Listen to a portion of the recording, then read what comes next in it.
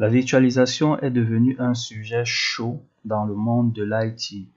Les data centers d'aujourd'hui utilisent fréquemment des technologies de virtualisation comme VMware ou encore Hyper-V pour permettre à plusieurs instances de serveurs de fonctionner sur un unique serveur physique. Un point très intéressant est qu'en plus de virtualiser les serveurs, nous pouvons virtualiser les réseaux.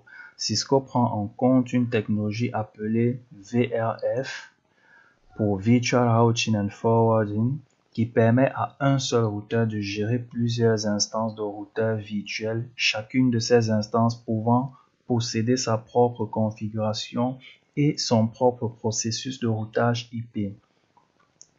VRF est de ce fait capable de segmenter les réseaux et d'isoler les chemins à volonté.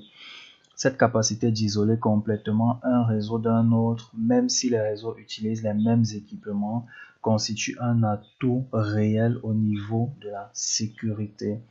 La méthode traditionnelle de configuration des VRF sur routeurs Cisco utilisait une approche appelée VRF Lite.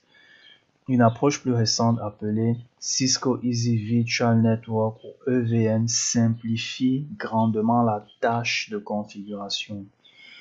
L'approche EVN utilise une sorte de trunk appelé Virtual Network Trunk ou VNet Trunk pour transporter le trafic pour chaque réseau virtuel et éliminer le besoin de configurer manuellement une sous-interface pour chaque réseau virtuel sur tous les routeurs.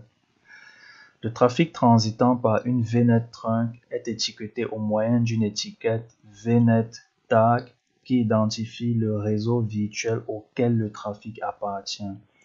Un routeur EVN se connecte à un switch Cisco Catalyst au travers d'un trunk 802.1q.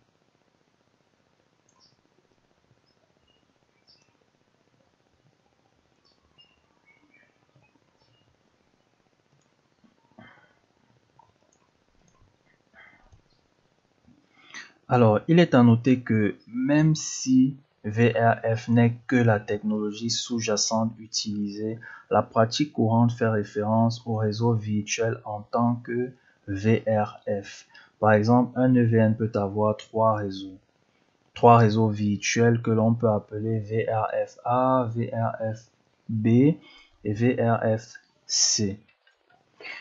Même si un EVN permet à un architecte réseau d'isoler un réseau virtuel d'un autre comme s'ils sont séparés physiquement, il y a parfois ce besoin qu'un réseau virtuel soit accessible depuis un autre réseau virtuel.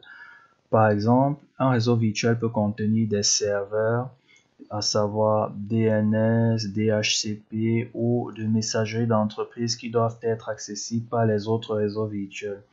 Cisco EVN rend tout ceci possible au travers d'un service appelé Route Replication qui se traduit par réplication de route en français.